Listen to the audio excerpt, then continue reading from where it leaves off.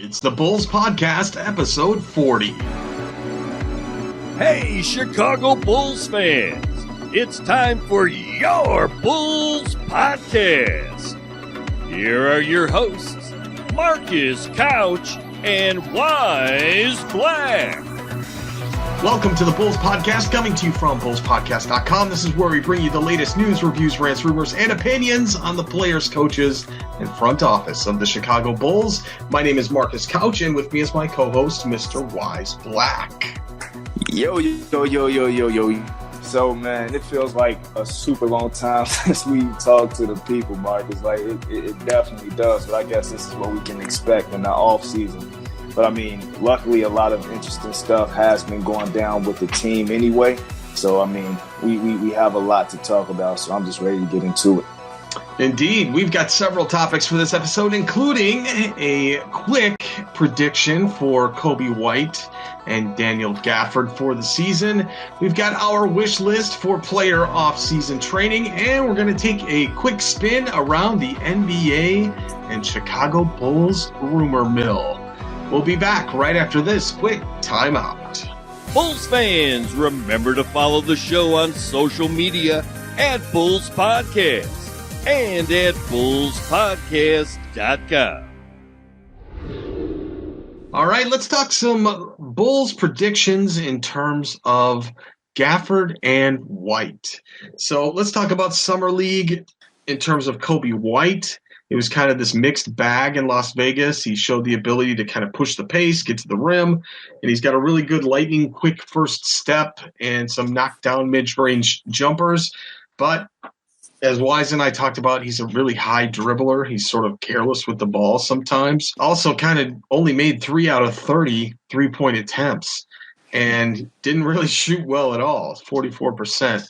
So, you know, people are like, okay, is he decent? Is he good? What is he in comparison to people? So Coby White's Summer League stats, 15 points a game, 4.8 assists, 33.7 field goal percent, 10% from three. 3.8 turnovers in 30 minutes. Let's compare this. So 15 points a game, you think, man, that'd be good. That's a good point guard, right? Well, Cameron Payne in 2015 averaged 18.8 points, 43.6 field goal percentage, and 28.6 from three. Ironically, Cameron Payne also played in Summer League this summer. So he's got a nice trip to Toronto now in terms of his NBA career. You think he's going to last all season, Cam Payne? I don't. Okay. So don't let it fool you, though. If you wanted to compare, I pulled up some stats here as far as Summer League stats. Derrick Rose had 9.5 points a game and 29.4% field goal percentage. Marquise Teague had 10.6 and 29.4. So Summer League means nothing if you want to compare those two. Same thing, Lauri Markkanen had only 14 points a game, 29.3% field goal. Tyrese Thomas, 16.2 and 44%. Joakim Noah had a terrible Summer League, 6.4 points and 47% field goal percentage. You know, even guys like Eric Murphy had double that percentage. So, you know, not a big deal. One thing I noted, Donovan Mitchell actually was talking a couple days before the NBA draft, and that tape just surfaced. And he said about Coby White, he's a dog, he's good, he's really good. Let's see if that recognition kind of holds true. So, Wyse, what do you think Coby White is going to have to do right now in the offseason to kind of improve the holes that we saw during Summer League, and where do you kind of see him going forward with this team? Well, first, I got to say, man, you bogus for the campaign comparison. Like, the numbers are similar, but I don't think he's a campaign. At least I hope not, you know. I definitely hope he doesn't turn out to be a campaign, but we gotta see, I highly man. doubt it. But in all seriousness, though, with Coby being very much of a project at the point position, I think we could look to see him playing a lot of off ball once the season begins. because the holes in his game are pretty glaring with his streaky shooting from deep, which at this point, meaning the start of his young career in the league, I think he'll need to fix that part of his game the most based on my prediction of him playing some off ball to start, because I could really see Boylan using him in lineups with Archie off the bench, especially if Denzel Valentine isn't 100%. So if that is the case, he'll be able to gain experience firsthand by playing with the guy who understands the point position from a fundamental standpoint. We all know that Kobe has more tools than Archie, so he's more valuable in the long run. But with Archie's pure point guard mentality, I think he'd be a pretty good example for Kobe in terms of learning the logistics of the position. So first and foremost, I want Kobe to focus on knocking down an open shot consistently. His mid-range game seemed to be pretty polished based on what he did in the summer league. He was able to come off of screens and knock them down at a decent clip. So I do like that about his game because that gives him more options when scoring. But also what I'd like to see Kobe focus on outside of hitting and open shot consistently is his ball handling. Looking at a few clips from summer league, I did see some impressive dribble skills at times from Kobe, but I don't know. He just reminds me more of a two-guard handling the ball instead of a point, just because it doesn't seem like it's first nature to him. When you look at guys like De'Aaron Fox, maybe Kyrie Irving, or even D'Angelo Russell to a lesser degree than the first two I mentioned, but, he even still has complete control of the ball. You know how they like to say have a string, have the ball on a string. I like Kobe to get with a dribbling trainer just to polish his skills a bit more there. And I didn't see a full game of Kobe White in their summer league, so I'm not sure, how well he finished at the rim when taking contact and hitting floaters, or even just his all-around basket, his around the basket skills overall. I'm sure he isn't the best there either. So my only hope for Kobe is for him to take advantage of not being thrusted into the starting point position early, so many of us fans won't have to get down on him for some of the mistakes he make if he were to get a ton of minutes coming into the start of next season. I think it'll actually be a positive if he can iron out some of the wrinkles in his game, by playing behind the veteran guys and learning the do's and don'ts, all while also sharpening his skills on the low. So all in all, man, I'm just hoping that Kobe can work on nearly every aspect of his game. That's dribbling, knocking down open shots from three, decision making, and finishing at the rim, because I'd like to see him have aspirations to be one of the top point guards in the league. And for that to happen, he'll need to be well-rounded. So, I guess that's my hope for Kobe in terms of his development.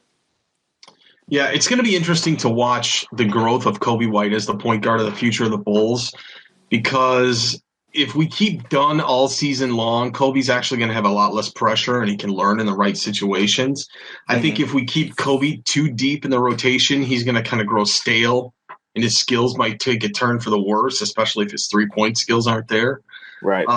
It's a tight margin, man. And my prediction ultimately is that he's going to be a bench guy until the trade deadline, where hopefully we can move Chris Dunn and then Kobe can kind of work his way in as the number 2 guy maybe in place, and then Ryan Arcidiacono stays in at number 3 for the kind of the backup role, and slide Kobe in if, God forbid, Sato or any of those starting point guards gets injured. You've got Kobe White in there with Ryan Arcidiacono as a solid backup. So those guys are interchangeable, I think, at this point. So that's at least what I see for him. So let's talk about Daniel Gafford. He kind of fills this much needed role, and with the 38th pick, I honestly, the more that I've seen this guy and the more that I've watched highlights and seen some of his workout tapes, this guy is pretty awesome. This is Taj Gibson 2.0, Bobby Portis 2.0, whatever you want to call him. This is the guy. He has got springs for legs. He's got some really high jumping ability. We had some real struggles last year with front court depth, and I think that gap has been filled with Gafford. I think he's definitely – you can probably put him in that backup center role. along with some of the other guys. But I mean, I really think that he's ready to do at least 20 minutes a night as far as an NBA role, much more so than Kobe White. But Kobe White has a more complicated position. He's kind of like Clint Capella, Jarrett Allen, some of those guys. He rolls to the basket hard, sets some really nice screens, protects the rim, crashes the offensive boards with tenacity, and that's something the fans are going to love once the season rolls. So he was one of the best big guys in Las Vegas this summer, but there's still a lot of things he needs to improve. Like when he catches the ball near the bucket, it takes him too long to get his shot off, allowing him to get blocked at the rim. This is something that he's going to pick up with time and coaching, but I'm not really worried about that right now. It's important to note that he wasn't really perfect this summer. There were a lot of plays around the rim that I would have liked to have seen him finish, but he just didn't. Yeah. He was pretty efficient, but he missed way too many easy shots. But in spite of all that, man, the way that he played during Summer League made him look like one of the biggest second-round steals of the entire 2019 NBA draft. He's a big man that can play quality minutes right off the bat. So sign me up for a guy like this. I think this fills a huge hole, and we don't have to pay Bobby Portis $20 million to get this hole. We get a nice rookie contract and a guy who's coming in on fresh legs and no injuries. Exactly. Yeah, man. We definitely don't have to fear seeing Felicio on the floor next season. That's for sure, too. But also with that being said, I wonder if Boylen is going to have Cornette and Gafford duke it out for that backup 5 position. Because while I understand that they have two different styles of play, mainly on offense, one's a rim runner and the other is a shooting specialist. But I think it all depends on what style of offense Boylen decides to play. Now this is actually a good problem to have because you have very solid pieces on both sides of these, on both sides with these two, right? But I mean, like you alluded to, Daniel Gafford needs to improve on his post game if he's going to beat out Cornette for the bulk of the minutes at the backup 5 position. So that should be a pretty interesting competition to watch because on defense, both of them can protect the rim, but neither have quick feet to help defend the guy off the dribble. And while I get that Cornette could probably play some minutes at 4, because he can shoot the ball, I doubt that he'll get much tick there because of the Thad Young acquisition. But for the most part, with Gafford, I think he just needs to develop a mid-range game at least, when we talk about a jump shot, and learn to think quickly with the ball when he gets it in the post. And with those two things, man, I think he'll be good money. But while I say that, I really don't expect him to gain those skills this summer. Like Kobe, he's kind of a developmental piece, although he does have a high floor for a conventional big man. But he's still very raw on the offensive side when you think of post skills and jumpers. So next year, I'm really just expecting him to do what he's already good at when, his number is called, block shots, rebound on both ends, and be a good pick and roll partner. And I think if he comes in next year and he's a pretty efficient shooter around the rim, when he's rim running, getting alley-oops and crashing the boards, getting putbacks, and like we said, blocking shots, being a ferocious defender, I think that he'll be the perfect pickup. But like I said, it all depends on the system that Boylen is going to run. I really think that he and Cornette are going to really have some competition with each other for that backup 5 position. So we'll see. Yeah, and that is an interesting arsenal that Jim Boylen has now because he can go from a guy who's just a rim rocker to a 7-footer that can nail it from 3. Mm-hmm. What a weird dichotomy we've got this year on the team. We haven't had this in a long time, right? We haven't. I love The last 7-footer that the Bulls had that could hit threes, I mean, besides Markkanen, was Pau Gasol. Yeah. And that was, 2016? Yeah. So it's been a while since we've had a guy like this, and especially a guy this young, And, yeah, Pau Gasol just got signed with Portland. Did you hear this? He's still playing. Still going. I saw that. I wonder how well he's going to help them, but it's good for him. So that's kind of our predictions. I think Gafford's going to kind of be this Taj Portis 2.0. He's going to be a bench guy for years. I don't see him starting anytime soon, but He's going to last, I think. He's going with to last a while. Wendell, I don't see him starting ever. Not on this team. No. No. Okay, so Wendell goes down. Who are you going to put in to start? Like I said, it all depends, man. It all depends. So with Cornette and Gafford, I really think that it's going to come down to a thing where who can win over Boylan in terms of who plays the hardest. Because, with Jim Boylan, he loves tough, gritty dudes. You know what I'm saying? That's the reason why Ryan Arcidiacono and Shaq Harrison are back on this team. Because those are two Boylan guys. So I think that's really what it's going to come down to. So it's got to be advantage Cornette because Cornette's already been in the league.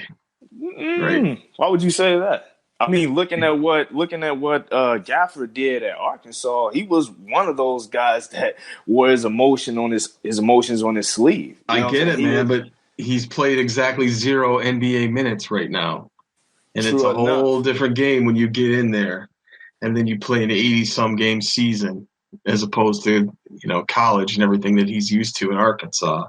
Yeah, true. And traveling and all the rest of it. I hope Boylan isn't like Thibodeau in that way and cares about a guy who, is more experienced in the league over somebody who plays harder. If Danny Gafford comes in and he plays much harder than Luke Cornette, and he's a better rebounder, shot blocker and all of that, he can't play Cornette over Gafford, at least for the position primarily. Now, if we need a shot, you know what I'm saying, we need some shooters in the game, then obviously Cornette will be in over Gafford. But barring that, I think that if Gafford can pull out the battle of heart, then I think that Gafford will win the position.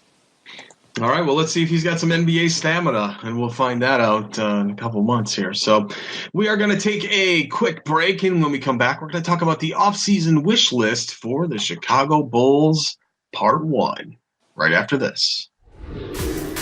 Hey, listeners, if you haven't subscribed to the Bulls Podcast YouTube channel, it's something you need to do right now. You can just search for Bulls Podcast or go to youtube.com/Bulls Podcast and subscribe. We're active with our subscribers and our commenters in every single episode, and I personally respond to every single comment we get. So if you're not subbed up to us in YouTube, please help us out and give us your subscription. Yeah, guys. Also, throw us a few likes on the content we've added for you there, too. Help us out, people. You can also search for us on YouTube or go straight to youtube.com/Bulls Podcast and click subscribe. It will definitely help us out a ton. All right, let's talk about what we wish the Chicago Bulls would be doing since it's the offseason. And as the players head back into the gym, onto the court, we want to present this small wish list for the players, what we think that they should be working on and improving with their skill set within the game. This week, we're going to talk about the presumed starters for the Chicago Bulls, and next episode, we're going to get into the role players and the coaching staff. So let's start off with what I think is the face of the franchise, and that's Zach LaVine. My wish list for him is to become the franchise player that we all want him to be. We've seen him work hard in the offseason. Now it's time to excel as a player and actually legitimately become an all-star to represent Chicago. So what do you have to do to get to that stage? You've got to excel on defense. You got to round out your game on both ends of the floor. I've been watching on Instagram and Twitter, and we're seeing a ton of workout videos being posted on social from Zach. And as much fun as it is to try to run strapped to a bungee cord, what is that really doing to improve your stamina and your killer instinct? I mean, we saw Zach start with the Bulls coming off of injury. He started to play with this kind of chip on his shoulder. He's in year 2 of his brand new contract, and we need that chip to turn into a mountain. The fans are depending on Zach to be the face of the franchise, and this is the year that we need to come out and prove it. He's got to have an all-star year, not by making some selection by a coach because he feels sorry for Zach because he's a hometown guy and having an average year. Yeah. No, we need him to perform like the all-star that we all believe Zach can be. Yeah. And I want him to play in the all-star slam dunk contest because we got some news about that one a little bit later. But, I mean, that's what I think Zach needs to do. he's got his shot. He's got his game. He's got his speed. Yeah. We all know that he runs more than anybody else in the NBA up and down the floor. He's got stamina. He just needs to get that killer instinct and that confident building yet somewhat arrogant chip on his shoulder. What do you think, Wise? Yeah, man. With Zach, it is, like you said, defense, defense, defense, and more defense. That's what's going to determine whether he's an all-star or not next season. His shot from three is crisp. He hit it at, 37+ percentage clip last season, on more than 5 attempts per game. His shot creating ability when taking guys off the dribble is must-see TV. He helped rebound the ball, evidenced by his nearly 5 per game last year. And I personally thought he made a better effort to look for his teammates too. The only thing that prevented Zach from making the All-Star game last year was his defensive efforts and the fact that he got injured. But if he can become a respectable all-around defender like he says he wants to be, then Zach LaVine will have the keys to the city of Chicago. Like, that's his biggest thing, defense. If he can really correct that part of his game, then, man, sky's the limit for Zach LaVine. Yeah. And he could be an amazing shot blocker with his leaping ability. Mm-hmm, if he wanted to. Yeah. All right. So the next one is Lauri Markkanen. What do you got to do next year? Well, we need him to be the man, and we need him to stay healthy. That means no stupid preseason injuries. I mean, we've got our own NBA unicorn, and I feel like he's so underutilized within the structure of the team. If there's any weakness in Lowry's game, I would have said defense maybe 6 months ago, but he did show some excellent flashes of defense and rim protection when he came back and at different times throughout last season. It's still a work in progress, but it isn't nearly as bad as everybody thought it would be. So I think his biggest weakness right now, Wise, is his lack of aggression. He'll go stretches of the game where you don't even remember that he's out there. He's basically just kind of this non-factor. So part of this is the point guard factor. Part of this is that Zach wants the ball. But if he were more aggressive in pushing guys aside and calling for the ball, I think we'd finally kind of see that all-star Lowry and start to come out of his shell.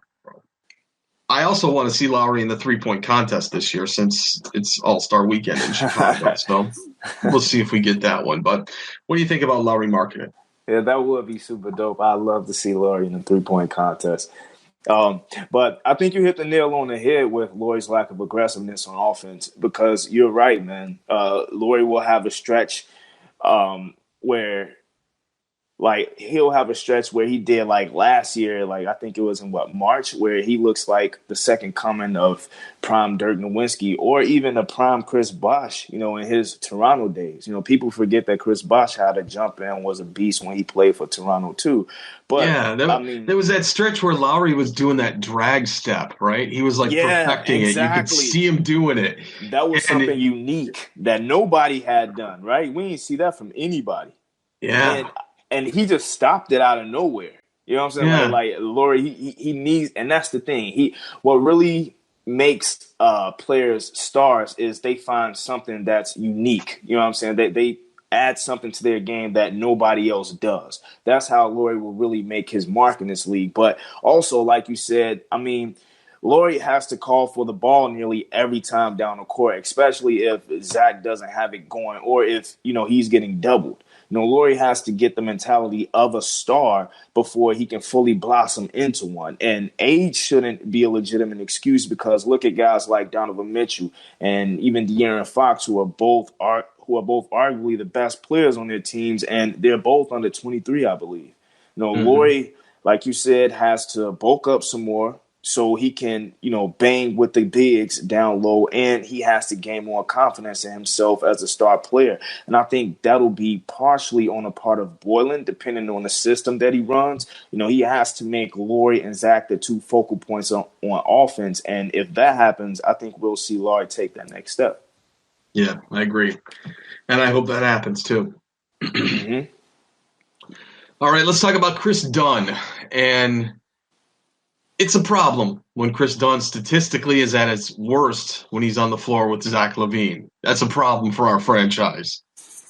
And while Dunn actually plays really well with Lauri Markkanen, the fact that he can't gel with his longtime teammate of two different teams is a big question mark. He needs to work on his two-man game with Zach to become a more efficient feeder to guys with hot hands. There's a lot of young targets on this team, and Dunn should have an easier time than most point guards out there. But for some reason, Wyse, you and I, we all get down on him. And for me, I hope he works his confidence and quickness out. And I would gladly sacrifice a year of slow development of Kobe White as the third point guard and watch Chris Dunn turn our guys into all-stars, right? I'd rather see that. I'd rather see Chris Dunn play in his, contract-defining year and turn Zach and Lauri into an all-star this year. Wouldn't you? I would. Yeah, that's wishful thinking, but yeah. Why not?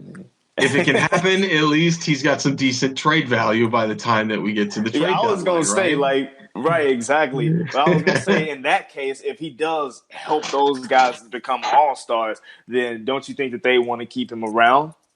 If he just, improves that much, that dramatically, I think then they want to keep him around, and it will have basically been useless to have drafted Kobe White. Not really. He's still got trade value, right? All we're doing is holding on to some cards, man. We got some decent cards that we're holding on to with these assets. Guys. True. That's what we got, right? We haven't had that in a long time. We haven't. That's at least what I think for Chris Dunn is. Let's see what he can do. If he can turn, he's the what did Boylan call it? Not the starting five, but my five set or something like that. Mm-hmm. And Dunn was listed as the starting point guard. So we'll see what happens. What do you think about Chris Dunn going forward? Truthfully, I think Chris won't be with the team at the start of next season. I mean, but if that isn't the case, then I think it can be a positive. But only if Chris is playing with the bench unit. I think we've all had enough of Chris playing alongside Zach LaVine. It just clearly doesn't work. But as you said, when Chris isn't on the floor with Zach, he shines. I believe that we talked about this before many times. When Chris is out there and he's able to do his thing without Zach LaVine on the floor, even with Lloyd, Chris looks really good. But with he and Zach, they just don't gel at all. So in the case where he's playing with bench guys, I think Chris's trade stock would rise exceptionally because from the looks of things right now, they can't give Chris Dunn away for free, which in my opinion would be foolish anyway because we've all seen what Chris can do when he's in a groove. But so my hope is that we can make a trade by the deadline to send Chris to a team maybe like Detroit, where he'll have a fresh start and he'll also have two established bigs in Blake Griffin and Andre Drummond. Because I truly believe that Chris Dunn has the potential to go over there and outplay Reggie Jackson if given the opportunity. And I know they just signed Derrick Rose, but given his injury history, I'm sure the Pistons could use an insurance policy if something happens. Knock on wood for bro. But in that case, I really think that we could get something of value for Dunn instead of just gifting him to a team for essentially nothing in return. But it's all just a matter of when, not if, in regards to Chris Dunn's departure from his team. It all hinges on that. Okay, let's talk about the next guy, Otto Porter Jr. And Otto is making $27.25 million this next season. And Wyse, he's going to earn more than Giannis, then Anthony Davis, then Joel Embiid for the 1920 NBA season. However, he was the glue that saved the continuity of the Bulls season, and almost overnight, he made them a different team and evolved his own game into career highs. He actually sat down just a few days ago and said, this team is going to be very different next year. We have a lot of different pieces coming, so it'll be different. And I'll have a better understanding once we're all together at training camp and practicing. I look forward to starting, getting an opportunity to play with everyone who will be on the team, and go from there and learn the system and what Jim Boylan wants. So now with a full Bulls season to come, what does Otto need to work on? Now that's actually kind of tough to say, Wyse, because the guy gave us the best games of his career so far. Right? Yeah. Every stat he had was a career high. So this is the kind of thing where you hope the guy just maintains, improves, and stays healthy while contributing as usual to the team. We all like to make fun of that contract like I just did, but honestly, for what he brings to the team, the kind of glue that he is, this is the guy that solves a lot of the previously ongoing issues for us that we've had that plagued us for a couple of years. The thing to work on would be further chemistry with the team and for Otto perfecting his three-pointer to, maybe kick it up to 50% territory would be amazing. And it's not that hard. It's not that hard to fathom. If he worked on his game that much, I bet you he could do it. I feel you, but you're asking for a lot, ain't you? 50%. He's not that far from it. He's 40-something. But if he plays an entire 82 game or close to it, I doubt he's going to shoot 50. But I mean, like you said, like I think that he still has the ability to shoot it, at a very respectable clip, like at least around like what I think a high for him would be around like 44. I think that we can expect something like that from him. Okay. Well, let me back that up a minute then. Here's why I say he can increase his 3-point percentage this year. To 50. There's a lot more. All right, let's go 47. All right, let's just do that. Whatever. Okay. Because there's a lot more targets now. There's a lot more 3-point shooters on this team. You got Sato, who's a 3-point shooter. You got Cornette, who's a 3-point shooter. You got some of these guys who can stretch the floor a little bit. When you stretch the floor, that means Otto is going to be a little bit more wide open. Yeah. And therefore might get some better looks. You never know. And that's why I think he's going to go up. True enough. I mean, I don't know. I just look at last season when he came in, it was the last like 20 games or so. So we didn't get a huge sample size of what Otto, really is going to do as opposed to coming in this year where he could potentially play all 82 games. And I think over that span, I highly doubt that he's going to shoot like close to 50%. Although I really do hope he does, but I don't know if I want to set the bar that high for him just yet because he never has hit it at that high of a clip. You know what I'm saying? So I just think that would probably be, just setting our expectations a bit high for him. Well, what do you think? What do you think the biggest weakness in his game is that he needs to work on this offseason? I mean, shoot, man. There's really, like you said, there's not much we can ask out of him except to just pick up where he left off last year, especially since he's the highest paid player on the roster by far. All he needs to do is be that dynamic wing player who we can use at the 3 and 4 spots. Play defense at a high clip like he's usually known to do. Keep knocking down that sweet jumper from 3, create a little bit on offense if need be, and just be the veteran floor leader amongst the young guys on the squad. Otto is pretty solid at what he does at this point in his career, so I'm pretty cool with what he brings primarily. With Otto, I think that he's, like you say, he's the glue guy for this team right now. He's not the best player on the team, and he's nowhere near the weakest, but he's just that guy that helps keep everybody together. And I think that was evidenced by, the short stint that he had with us coming in last season. He completely, changed the energy of this team, if you ask me, because overnight, everybody seemed to just come alive.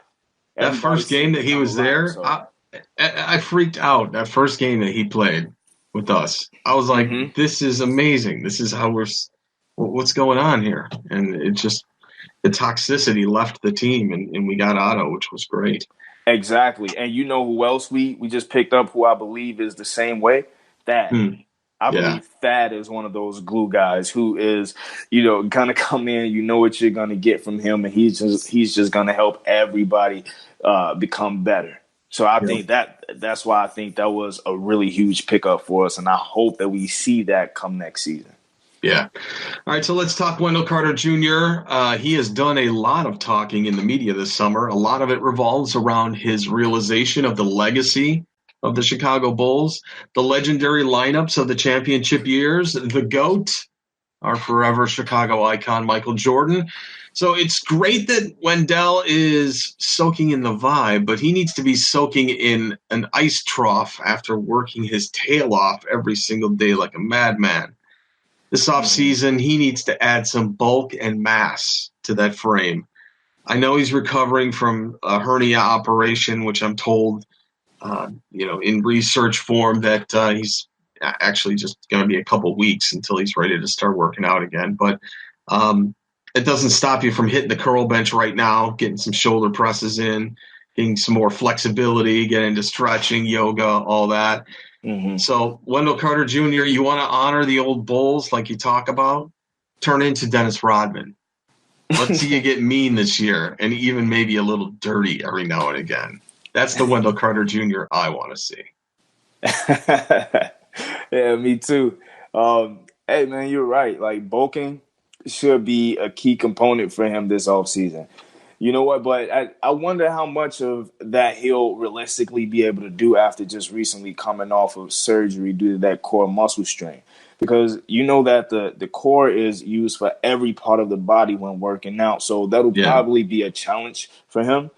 So I'm just hoping that he's taking care of his body diet-wise, because if he can't work out much, then he needs to be putting the right foods in his body, meaning food that doesn't pack on fat, because that will definitely hurt him coming into next season.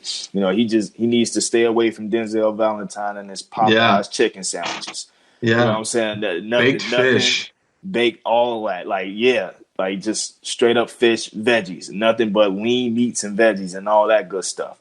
But outside of bulking, I hope Wendell can develop his outside shot more, because that was really the only place that he struggled on offense last year. If he can take the deep ball with confidence when he's open, he'll be a scary offensive player, because his post game is already pretty solid, and I'm sure only going to get better with the Roy Rogers addition.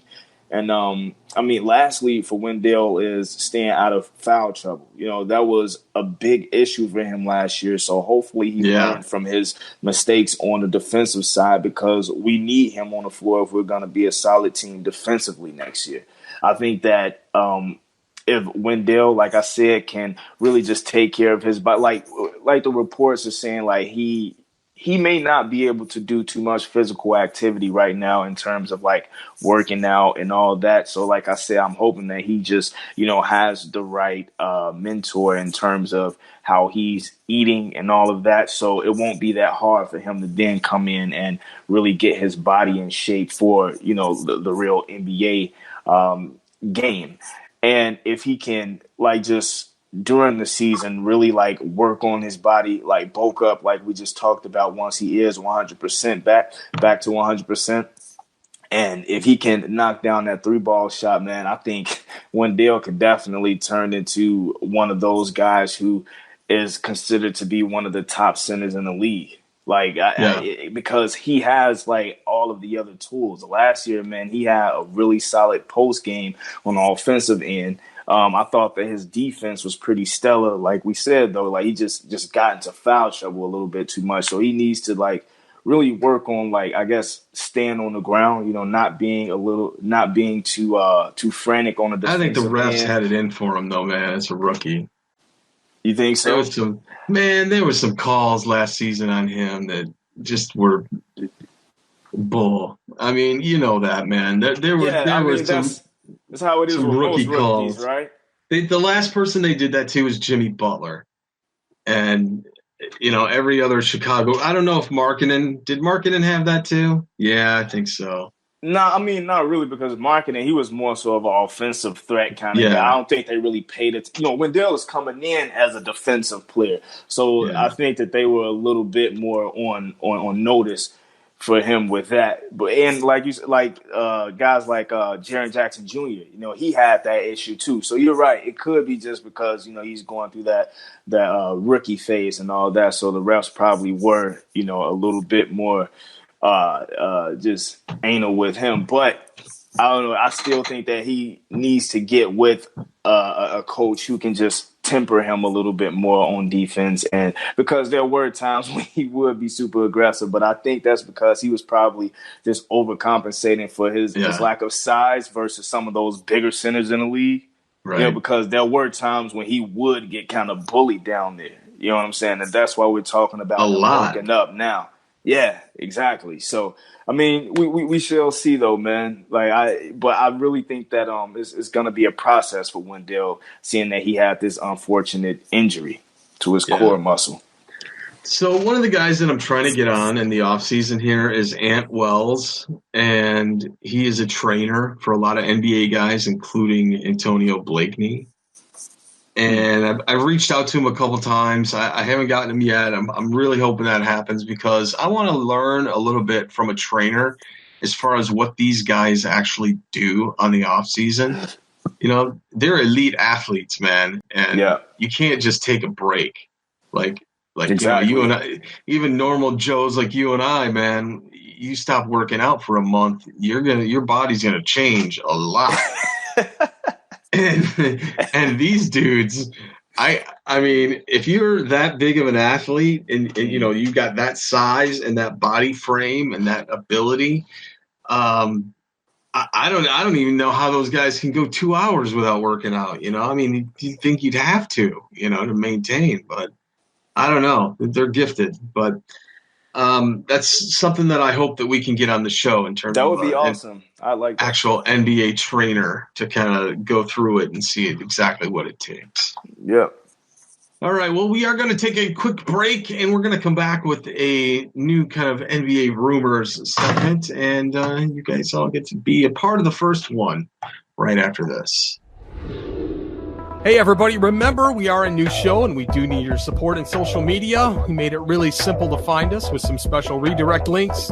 You can find us at Bulls Podcast on Twitter, on YouTube, on Instagram, and go to bullspodcast.com/Facebook to get tied into our Facebook group.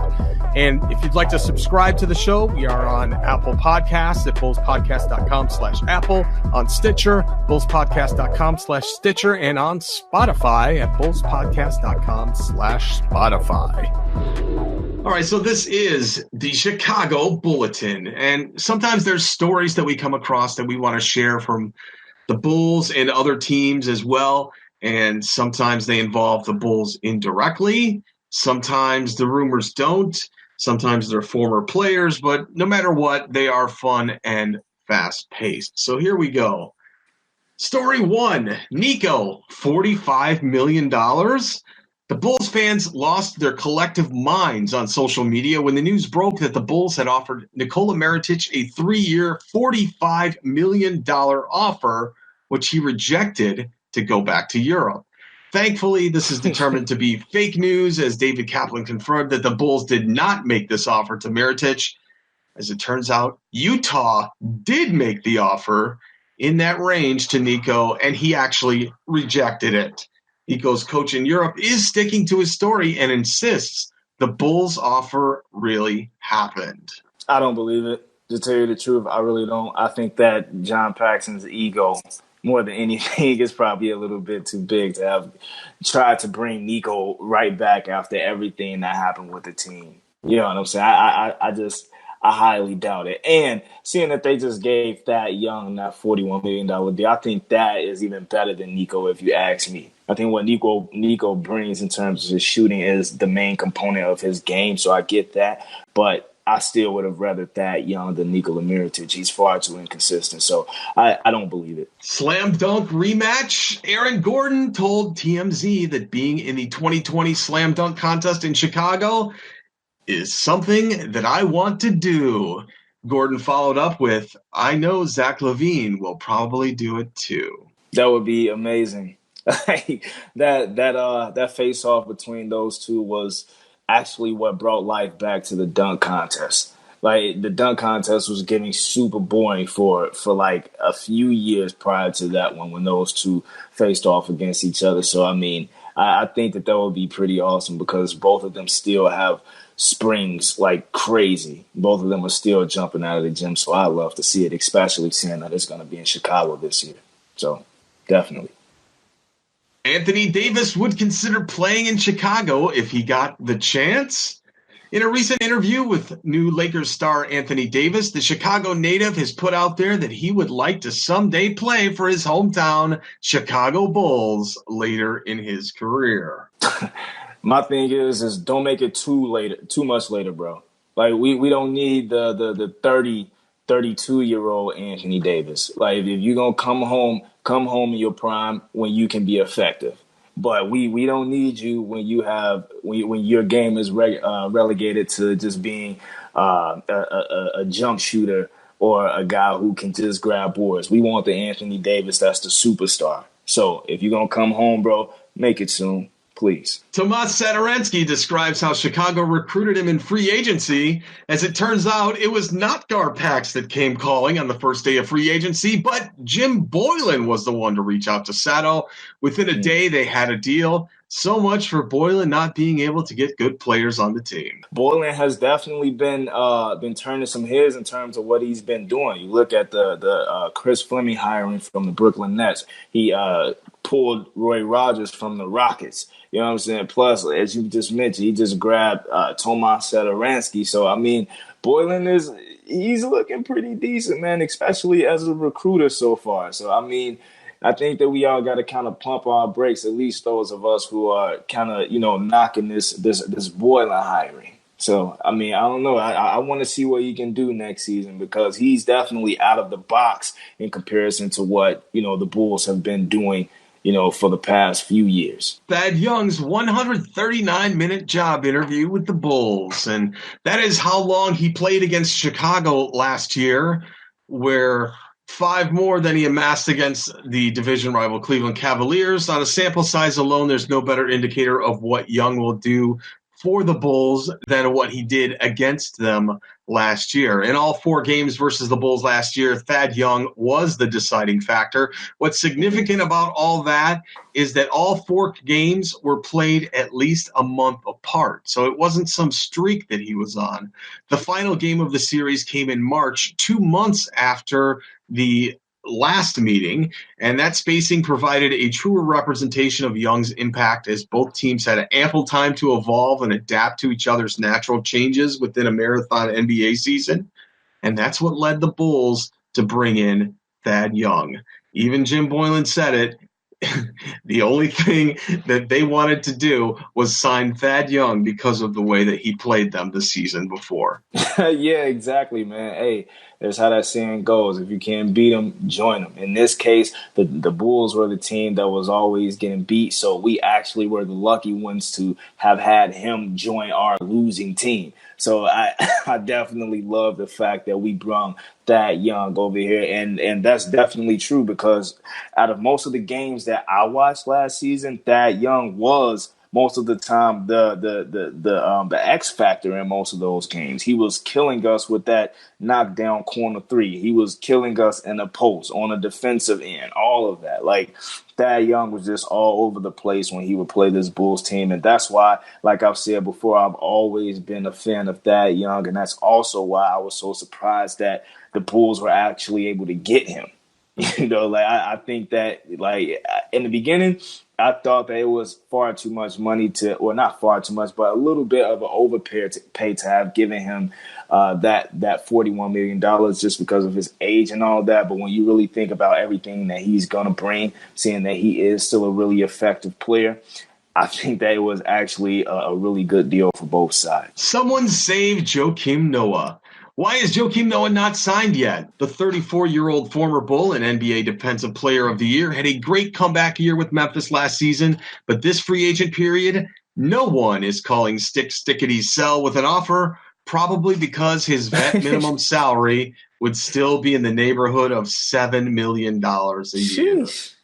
It would be a great fairy tale to send Joakim Noah into NBA retirement wearing Bulls red, but this is one dream that costs way too much money to fulfill.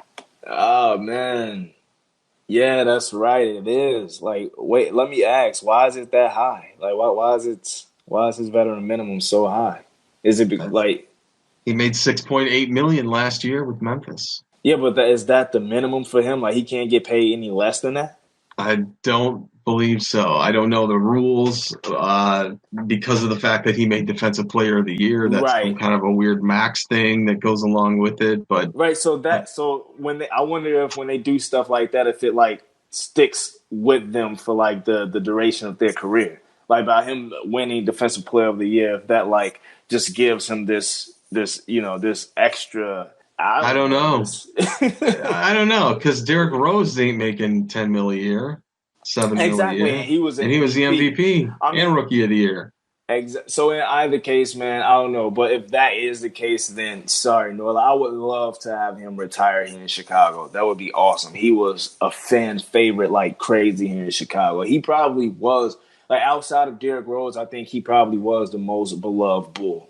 And next, probably Taj Gibson. So I would have loved to see Joakim Noah come to this team. But sadly, that's definitely not going to happen. And I wouldn't want it to happen for that price tag. The Bulls are predicted to have a better record, but still losers. The Bulls are predicted to win between 33 and 36 wins next year by Las Vegas odds makers. Wyse and I both lost money on the Bulls in Las Vegas last season. Sin City had the line of 28 wins for the Bulls. As much as we laughed it off as completely crazy last year, the odds makers were 100% correct in their assessment. In fact, we fell way below their expectations in wins and losses, and Wyse and I both lost money. So what do you think? 33 and 36 wins. I think that the 36 is probably fair, just because if they do happen to jump up to 36 wins, that'll be a 14-win jump, from last season. And I think that's a little hard to do.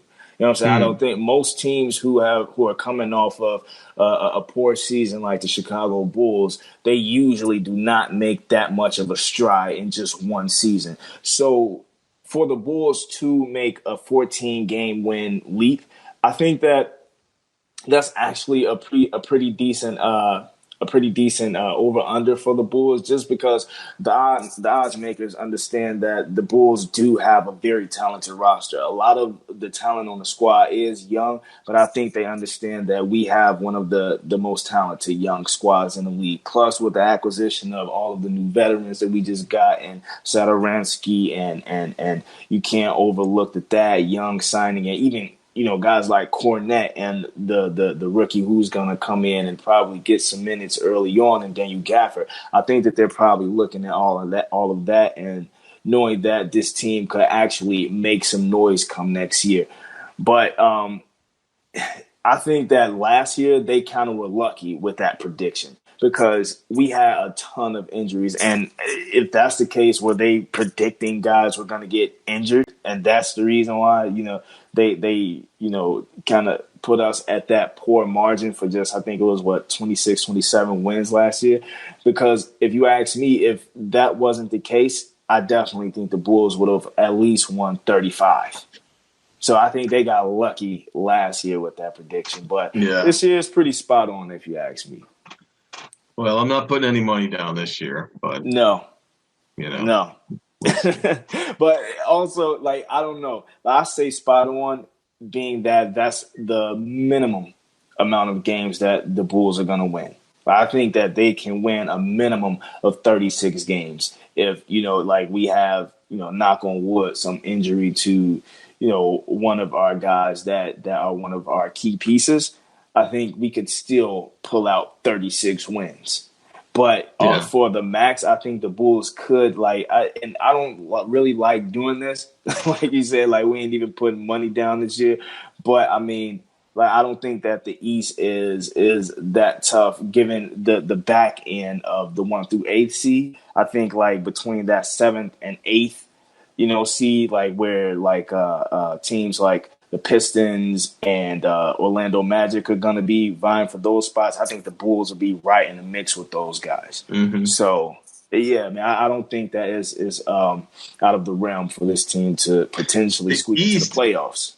The East is going to be whacked next year, because you got you got so much going on. You got Jimmy Butler in Miami, right?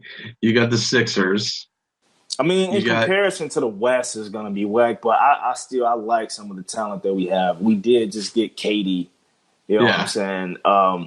Kyrie, he was already over here. But, I don't think it's as bad as people try to make it. It's just in comparison to the West. The Pistons is a weird one. That's going to be strange, with Derrick Rose and Blake Griffin and some of the other guys that they got. What did you think about my prediction earlier as far as Chris Dunn being able to go over there and outplay Reggie Jackson?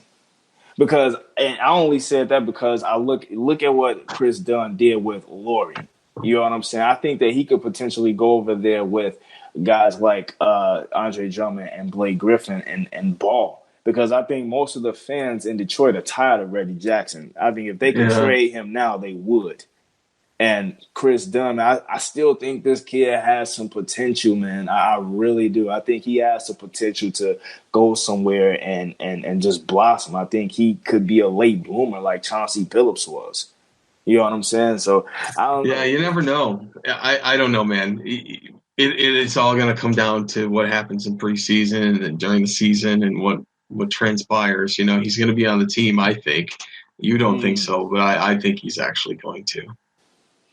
We shall see, brother. I don't know. Yeah. Yep. So, and I want to say, living in Southern California, it's insane, the rivalry everybody's arming up, man, with flags and car stickers and all that. You see a lot more Clippers stuff than you did before. And I think that's going to continue as we get closer and closer to the season. Ballmer is talking about changing the name. To what? He hasn't said yet, but they're trying to change the name from the Clippers to something, which I like that. Because if you're, I think LA Clippers is kind of whack. Well, I'm just over it. I don't like it's a ship, you know. You say it's a ship? Yeah, it's a ship. Clipper ship, I think. I mean, just the whole ideology around the team, like, and how they're, you know, the little brother to the Lakers and all that. I think that they should just revamp the whole team, and starting with the name, I think that would be a good start. I think how you win that rivalry with the Lakers is go win a chip. Yeah, exactly. No, sure. You got nothing to worry about, and I hope that happens because I want Pat Bev to win a ring. B, I'd love to see the Clippers win it before LeBron and the Lakers do. And C, that means Anthony Davis might actually come to the Bulls if they get their ass next year.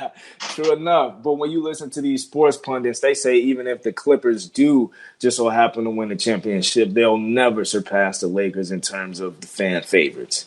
And I think that's all because of, you know, how the Clippers were portrayed in the past. You know what I'm saying? They never really had anything to get excited about. And now that they have two legitimate superstars, I think that they should just wash the whole team in terms of like how it was looked at in yesteryears. Okay, I saw with my own eyes more billboards for the Clippers in years past when they had DeAndre Jordan, Chris Paul, and Blake Griffin than I ever. And on the other side of that, Kobe was still playing. I didn't see Kobe billboards around Los Angeles. What? Yeah, probably weren't looking hard enough. Well, there were some, I'm sure, but you know, I'm talking about for tickets and stuff. You know, so maybe that's it. But I don't know, man. I mean, this town is so weird. It's not like Chicago where you can really see somebody's loyalties. It's right. So much closeted and hidden. But, I mean, come on. We got two basketball teams here. How many baseball teams here? You got two football teams, three football teams here. It's just too much. Yeah. La land, baby. That's where everybody want to be. Yeah, right. All right, well, we are going to get where we want to be, and that's closing out this show because we're going to take a break and come back right after this. Hey, folks, remember you can follow Wyse Black on social at Twitter. It's at @radical_creator and at @radical_creator on Instagram. You can follow his YouTube channel. Just search for Wyse Black, spelled WYSE. Me, you can find on Twitter and Instagram at Marcus Couch and at marcuscouch.com. Everything show related, you can go to @Bulls Podcast. Remember to check out this compilation website that I put together. It's got 12 different Bulls podcasts, and it automatically updates. So if you're looking for any kind of Bulls podcast material, content, anything like that, go to bulls.fm. It's totally free, no ads, no signups, no nothing. Just nothing but pure Bulls podcast content. If you forget any of this stuff, you can go over to our show notes, which are over at bullspodcast.com. Wyse, closing thoughts. Yeah, man, I want to thank everybody for listening, all of our loyal listeners who always come back and listen to the pod every time we release one. We appreciate you guys dearly. And for all of my subscribers on my YouTube channel, guys, I know that I've been MIA lately just because I've been handling some personal stuff and all of that, but you can look for more content to be uploaded soon on there. So, I mean, guys, until next time we do the pod, peace and love, Chicago. All right, till next time, thank you for listening, everybody. Go Bulls. Go Bulls. Hey, Bulls fans! This is your Bulls championship announcer, Ray Clay, saying, so long, everybody. Go Bulls!